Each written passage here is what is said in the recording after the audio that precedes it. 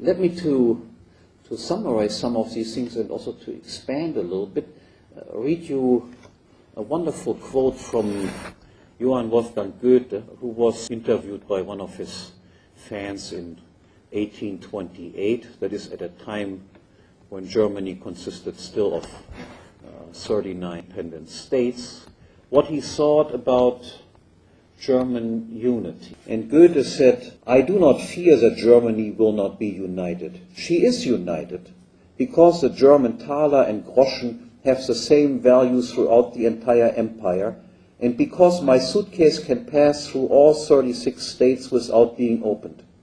Germany is united in the areas of weights and measures, trade and migration, and 100 similar things. One is mistaken, however, if one thinks that Germany's unity should be expressed in the form of one large capital city, and that this great city might benefit the masses in the same way that it might benefit the development of a few outstanding individuals. A thoughtful Frenchman, I believe Dopin, has drawn up a map regarding the state of culture in France, indicating the higher or lower level of enlightenment of its various départements by lighter or darker colors. There we find, especially in the southern provinces, far away from the capital, some departments painted entirely in black, indicating a complete cultural darkness. Would this be the case if the beautiful France had 10 centers instead of just one, from which light and life radiated? What makes Germany great is her admirable popular culture, which has penetrated all parts of the empire evenly. And is it not the many different princely residences from whence this culture springs, and which are the bearers and curators? Just assume that for centuries only the two capitals of Vienna and Berlin had existed in Germany, or even only a single one. Then I'm wondering what would have happened to the German culture and the widespread prosperity that goes hand in hand with culture. Germany has 20 universities strewn out across the entire empire, more than 100 public libraries, and a similar number of art collections and natural museums. For every prince wanted to attract such beauty and good. Gymnasia and technical and industrial schools exist in abundance. Indeed, there is hardly a German village without its own school. How is it in this regard in France? Furthermore, look at the number of German theaters, which exceeds 70. The appreciation of music and song and their performance is nowhere as prevalent as in Germany. Then think about cities such as Dresden, Munich, Stuttgart, Kassel, Braunschweig, Hanover, and similar ones. Think about the energy that these cities represent.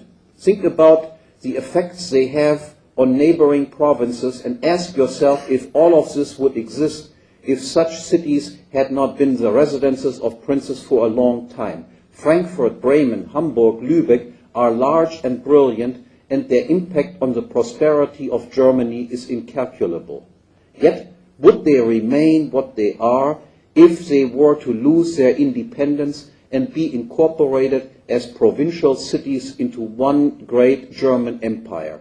I have reason to doubt that. And I think Goethe, again, recall this is in 1828. I tend to agree completely with Goethe. It was precisely this anarchic structure that existed in Germany that was responsible for the fact that Germany became, in Europe, the leading scientific and cultural country in Europe, far outpassing a country like France that had been centralized with all cultural life taking place in Paris. And I think the decline of German cultural life begins in 1871 with the unification of Germany. Of course, it takes a few generations before the decline becomes really apparent, but the fact that Germany was split up in many places was responsible for the fact that they had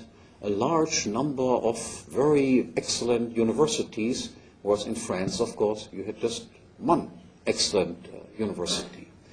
The same applies by and large to the unification of Italy.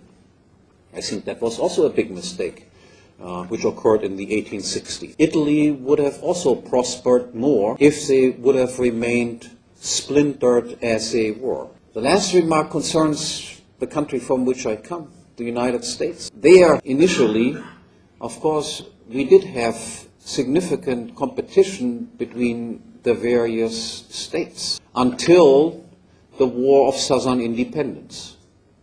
That is what in Europe is usually referred to as the American Civil War, what people in the southern states of the United States call the War of Northern Aggression. This war created for the first time an overwhelming, mighty central state in the United States that concentrated most of the powers in its hand, made it more or less impossible for the individual states, which initially constituted the United States, to separate themselves from the central government. Again, in my view, this has not led to more prosperity and more cultural development taking place in the United States, but it has stifled the economic development in the United States because it has reduced competition between the individual states. The United States would have been, again, or maybe not the United States, but the same territory, would have been far wealthier than it actually is if it would have remained separated as it was before 1861. So I believe that we have overwhelming reasons to think that the future of Europe is not the European integration and the creation of a Central European state dominated in some way by the United States, and then maybe building out of this even larger political units. The future of Europe is to think back to what we had during long times of the Middle Ages, a highly decentralized Europe with many interspersed free cities, increasing the competition between political units. That is what will create prosperity and liberty and peaceful relationships between people of different ethnic and cultural background. Thank you very much.